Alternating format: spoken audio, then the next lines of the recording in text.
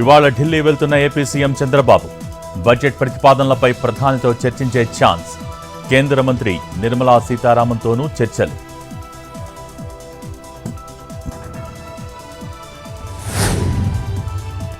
ఈ నెల 6న సమావేశానికి సిద్ధమే. చంద్రబాబుకు లేఖ రాసిన రేవంత్ రెడ్డి. విభజన చట్టంలోని సమస్యల పరిష్కారం అవసరమన్న తెలంగాణ సీఎం.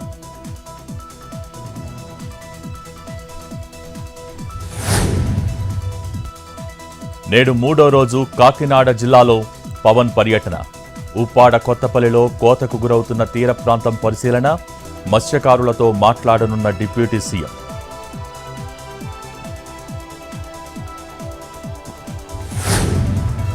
రేపు నెల్లూరుకు వైఎస్ జగన్. జైల్లో ఉన్న పిన్నెల్లిని పరామర్శించనున్న వైసీపీ అధ్యక్షుడు. పార్టీ నేతలతోనూ సమావేశం కానున్న మాజీ సీఎం.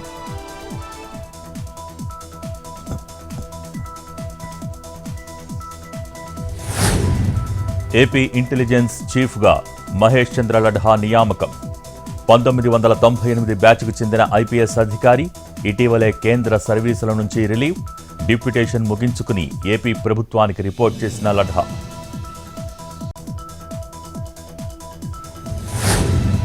నాలుగో రోజు పోలవరాన్ని పరిశీలించనున్న నిపుణుల బృందం.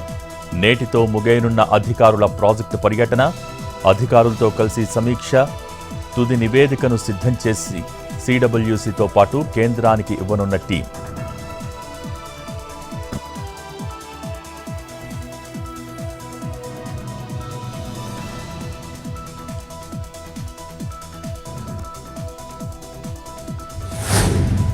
ఇవాళ వాలంటీర్ల చెలో విజయవాడ కార్యక్రమం. అనుమతి లేదంటూ ముందస్తుగా పోలీసుల నోటీసులు. 144 సెక్షన్ అమల్లో ఉండటంతో తనిఖీలు ముమ్మరం. స్థానిక కలెక్టరేట్లలో వినతి పత్రం ఇవ్వనున్న రాజీనామా చేసిన వాలంటీర్లు.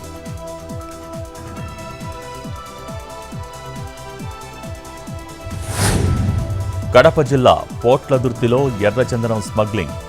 158 దుంగలను స్వాధీనం చేసుకున్న పోలీసులు. పరారీలో లారీ డ్రైవర్ సహా మరికొంతమంది.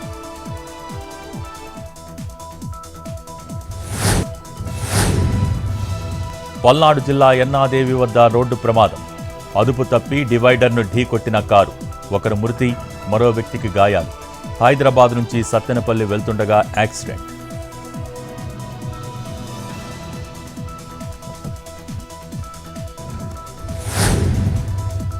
దేశంలో పరీక్షలను పకడ్బందీగా నిర్వహిస్తాం.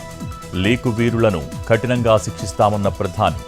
పార్లమెంటులో నీట్పై మాట్లాడిన మోడీ.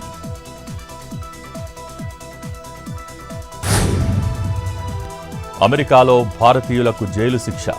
$1 బిలియన్ స్కామ్లో న్యాయస్థానం తీర్పు. చికాగోలోనే అత్యంత వేగంగా ఎదిగిన స్టార్టప్ మోసం.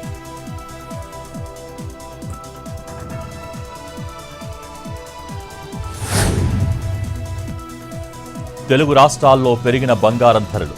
24 క్యారెట్ల 10 గ్రాముల పసిడి 72,380. 22 క్యారెట్ల 10 గ్రాముల పుత్తడి 66,350.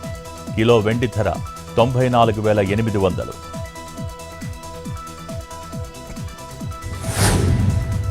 తిరుమలలో 8 కంపార్ట్మెంట్లలో వేచి ఉన్న భక్తులు. సర్వదర్శనానికి 6 గంటల సమయం.